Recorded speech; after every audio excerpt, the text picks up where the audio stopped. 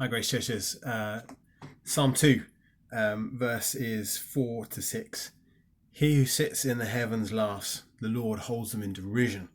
Then he will speak to them in his wrath and terrify them in his fury, saying, As for me, I've set my king on Zion, my holy hill. So the first few verses are about how nations rage against God and we all want to be our own ruler and we don't like the rule of God and we find our way to try and break free. What's God's response is he laughs. He laughs at it. If you imagine when my kids were small and still they try and we have a little sort of play fight and they bundle and they try and push you, and because they're so small, they can't do it. And in fact, it's quite funny when when they're, particularly sometimes even when they're really they're really cross at you and they're trying to push you and you sort of just kind of hold them, and it's laughable because their strength is just insufficient.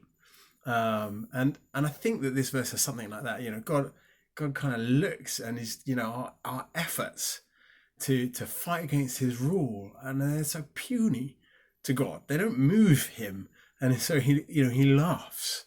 He laughs and says, what are you doing? What are you doing? Why? That's not going to work.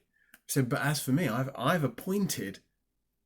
I've set my king on Zion, my holy hill. And so there's a place where we're looking for our rulers. We're looking for, even for ourselves, to put ourselves on the throne. And God saying, but I've set my king.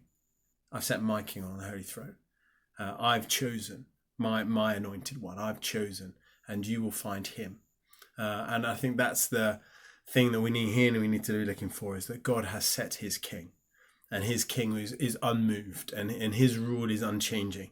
And that should give us comfort in uncertain times when the world is raging and people think God has set his king and it is firm and it is established.